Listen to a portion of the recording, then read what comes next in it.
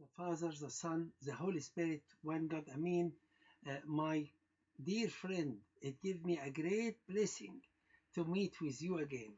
And I must say I am very grateful for anyone who take times and listen to this video and also put some comment for me so I can know your feedback. And also this is motivation from one point, but the other point is it will help me to improve and to make it more acceptable for many more people. The issue we like to discuss together today is very important one because it is about how we run our life, how we manage our life. This is about how you take your decision. And do you think your decision is a balancing decision or it is just one-sided decision? So what do we mean by balancing decision? We know from the philosopher uh, Plato, 500 years before Christ, that inside the human beings there are two drives uh, for the human being action. Those two drives are the emotion from one side and the reasoning from the other side. And the emotion and the reason, as Plato said, they are two horses pulling the carriage, but in opposite ways. In opposite ways. So here he's saying that there are some conflict between your emotion and your reason. What is interesting is when we come back here to the 20th century and see the biology and psychology, we will find that the human being brain, the brain which is biological, is actually two loops or two hemispheres, if they call it. They found that one loop, which is the right hand side, this loop is mainly about uh, music, about art, about emotion, all of that, and they call this the right hemisphere or romantic side of your brain. The other side, which is the left side, they call it logical side, which has numbers, business, plan, time, arrangement, all of these things, yes, it's in the logical side. And when they did a survey about how many people using the right side of the brain in their decision or the left side, of course, as we all know, 92% came, especially young people, very interesting, using their right side. So how do we know that which side we are using? Are we emotional in our decision? Or we are logical in our decision? Or we are balanced? That's what we are talking about, that you need to balance between right and left. So first of all, there are some or many questionnaires you can do in the internet to find out which brain you are, right side or left side. But also there are some signs you can use to find out, are you using your right brain, which is romantic, or left brain, which is logic. And I will take you through some signs, and then I will talk about how we can balance the emotion. So some signs about emotional decision in our life. Why do we use the right side? We use the right side of our brain, which is emotional and feeling, because when we take a decision build on our feeling and our emotion, that will meet will comfort us, which we call it comfort zone. It will not create a conflict. It's related to your feelings. That's what you like. That's what you want. Yeah? So it will meet your gut and it will meet your comfort zone. So people who are emotional, they don't like conflict. They don't like to spend time of choosing between things. They like to have something they know already and they are familiar with, and it is their custom. And very interesting that people who are emotional, as I said, they refuse anything which can create conflict or goes against what they know. So when I look at the Bible in this point, very interesting, I found that in Act 21, they take some bull to be, uh, they catch them bull to be judged in front of the prince. And in their case, the Jewish people, in their case, against them bull, it's very interesting. Look, they say in Act 21, verse 1, his teaching is against our custom. Is against our custom. He tell us to do things against our custom. So this is just his judge. This is his case. That's what he did wrong. That he did something against the custom. We can find this till now, even in the church. If anyone thought about something new or something we don't use it that much, they tell them, oh, are you going to build a new church? Are you going to start a new church? You are against our customs. That's how we do it, and that's how we like to do it. Those are emotional people. The other point which can make us choose to decide using our feeling or our emotion, that this decision built on feeling and emotion will meet with other people expectation. We are belonging to a society, or we belonging to a group, especially young people. They belong to the group and they want to identify themselves with that group.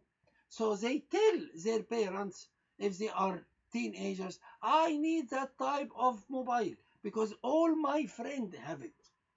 Yeah, I am going to this university because all my friends in this university. It's not about what course you are going to study. It's not about is it far from you, or it's not the point. The point is all my friend is doing that. We also can find these things in the Bible. In the First King, chapter 12, the Bible telling us a story about the new king after Solomon, his son, uh, Rehoboam, and this son came after Solomon. So everybody in the city came to him and said, your father treated us badly and very harsh. Treat us kindly, we will be your servant. So Rehoboam did very interesting things.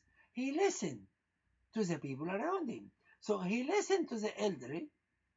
What do you think I should do? They told him, yes, be kind to the people, they will serve you. But the Bible telling us something very interesting, that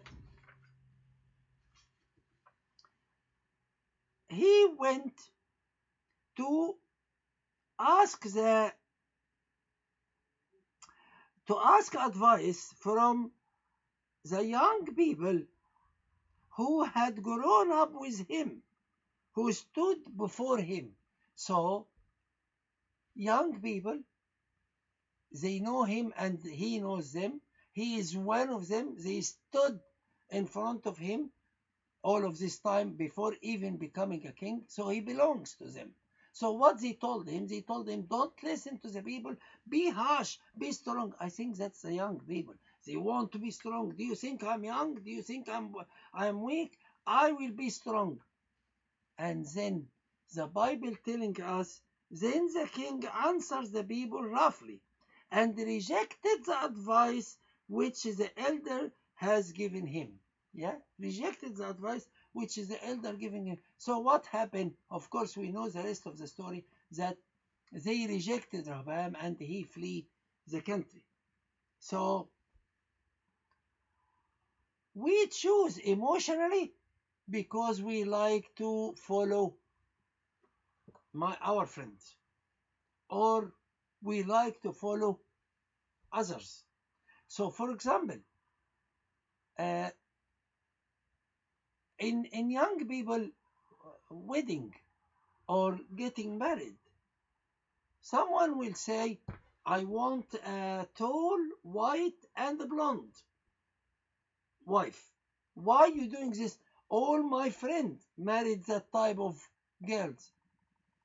Is that how to choose to be married?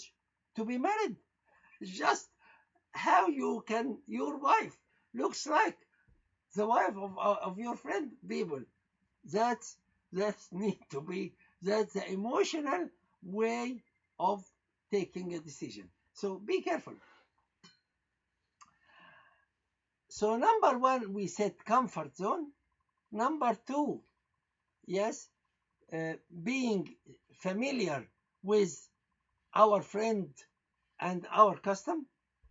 Number three, you take a quick decision because your brightness, you want your self-esteem, you want to look high in the level of the. So for example, mothers who want their children, mothers and fathers who want their children, of course, to be doctors. Why is that? Because that's the best, that's the top. We came here to give our children high education, and the top is to be doctors. And I personally have a problem. One day, a chap came to me saying that, please talk to my mom. She wants me to study medicine while I don't like it. We tried to talk to the mother, but no way. So poor chap, he went and studied 7 years medicine, and after he finished and become a doctor, so his mom can say, I am the mother of the doctor, he started to change his career because that's what he doesn't. Medicine is not what he liked to do. So something like this could really affect our life, but it is because of the brightness, because of I want to do it so I can tell people that my son is doctor.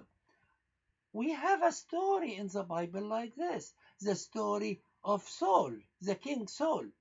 In 1 Samuel chapter 13, the whole Jewish people were waiting for Samuel, the prophet, to come and you give offer. And Samuel been late 7 days. I think he had been late 7 days. So Saul was waiting for 7 days, and then he started to hear from the, oh, Saul cannot do anything without Samuel. So what he did is, Saul said, bring the burnt offering and peace offering here to me, and I will give it to God. And that was his mistake, which God refused him after that. Why? Because Samuel, when I saw that, what have you done? Saul said, when I saw that the people were scattered from me, they start to ignore me, and I will lose them. I want to offer this even against God law. So brightness sometimes could make us take a decision which destroy even our life or others. So you need to be careful about that.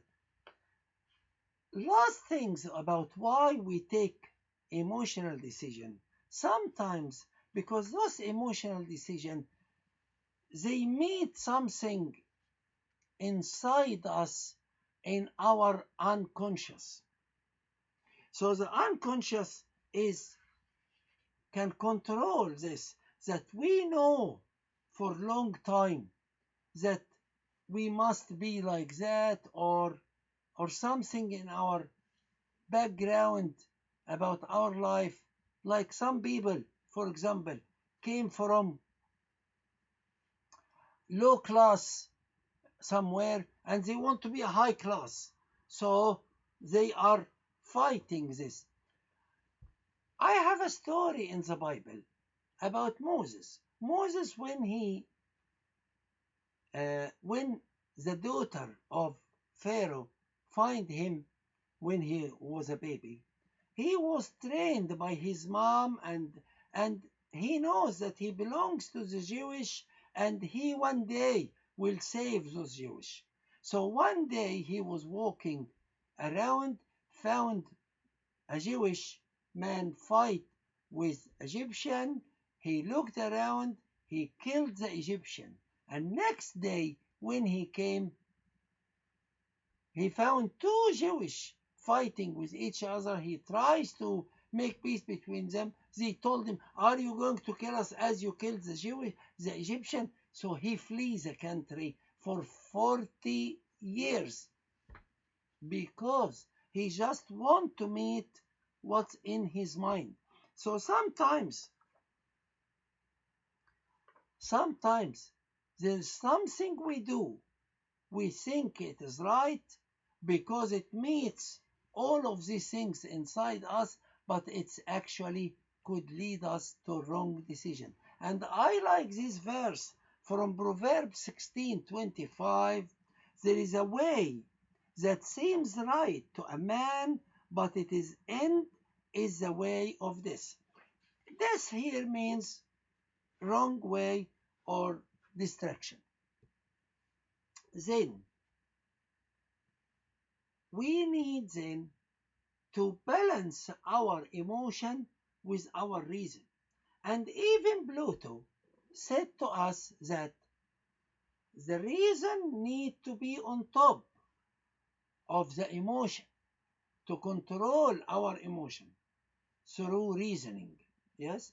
And lovely things from St. Augustine, our friend, he said that God gave us the mind on the top of our heart to be in control of our desire.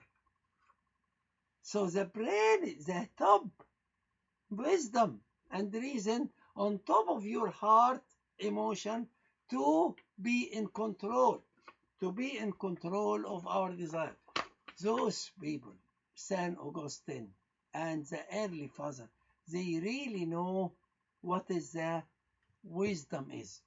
Anyway, so how can we uh, control our emotion and take a decision which is balanced?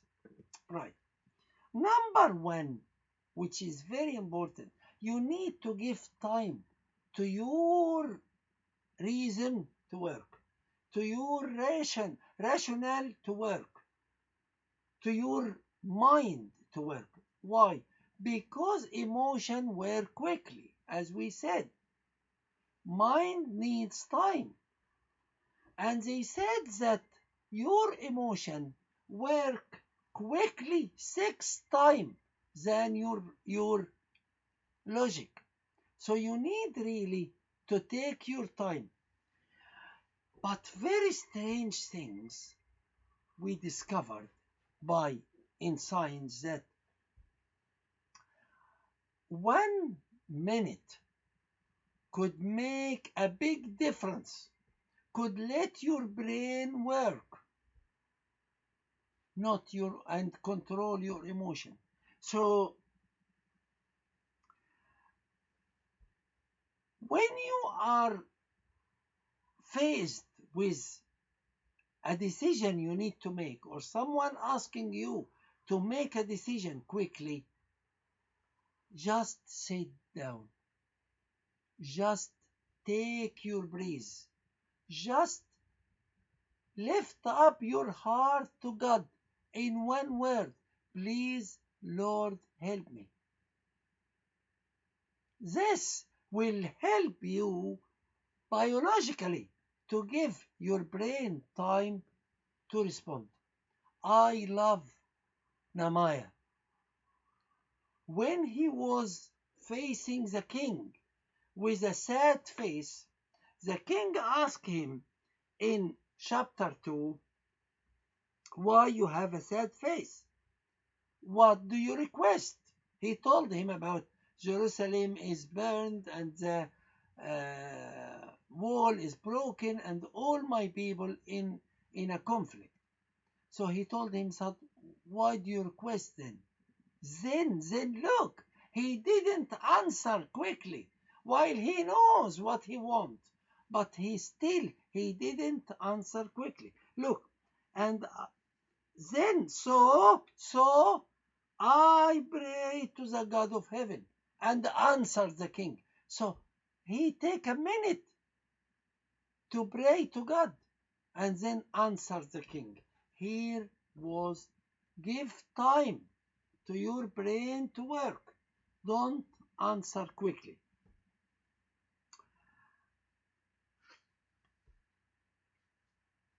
And of course, we know that when you are slow in your answer, that will even make you slow in anger and all of that.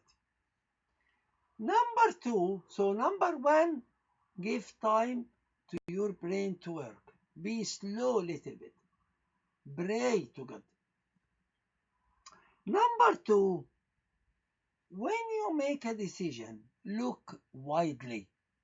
Don't look from the door keyhole. You will see little bit of the room, but open the door, look around, look widely. Yeah, don't look just under your feet, look widely. And what I found in the Bible is very amazing. Look at this verse from John, Gospel of John, chapter 7, verse 24.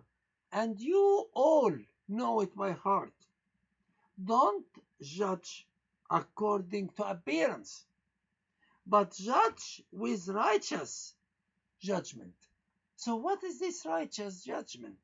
I looked at the Bible and the word righteous here, I found it wider sense. Judge with wider sense. Wider sense. Look at the decision from many angles. Yeah? Don't look at one angle. Consider many other angles. And see this decision. Who will affect? Is it just me or other? Who will am I emotional only, or I'm also using my logic? So look at the decision from wide sense. Number three, which is very important, ask others. Ask others. Now, Rahab was good. He asked the elderly and asked the young. But of course, he followed his heart with the young. You need to follow your mind and see which one. So ask many people and look to the Bible. Without counsel, plans go awry. But look, but in the multitude of counselors, many counselors, don't ask one person. don't say, I believe in that person, he's a spiritual for me, and I will take his absolute word. That's not right. You need to ask many different people and many different view, even opposite to each other, and then you will decide. Number 4, yes, examine your decision. After you listen to many people, examine, see if this decision is logical or emotion. Does it serve me or other? Does it please me only? Does it give me brightness? Do I consider other people?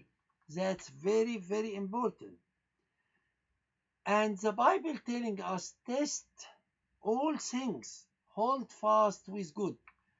Final one, number 5, and I left it to the end because this is the final card. What is the final card? Compare your decision with what God said. So we find here then that proverb saying that it is not good for a soul to be without knowledge, and he sins who hasten with his feet.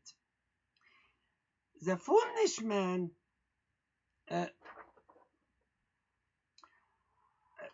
here in Timothy 2, in 2 Timothy chapter 3, St. Paul talking to Timothy, saying that you have known the Holy Scripture, which are able to make you wise to choose the way. Make you wise. So I will take my decision and compare it with what's in the Bible. But the problem is sometimes we choose one verse from the Bible and we say, here it is. I will choose this verse.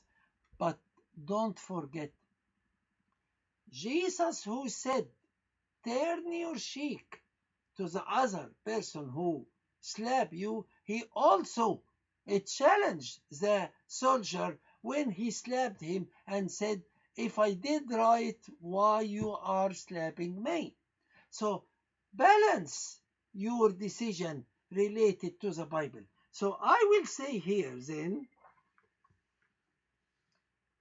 remind you again with the 5 things I said about how to be logical or how to balance your decision. Number 1, give time to your decision, to your brain logical to work. Number 2, look widely.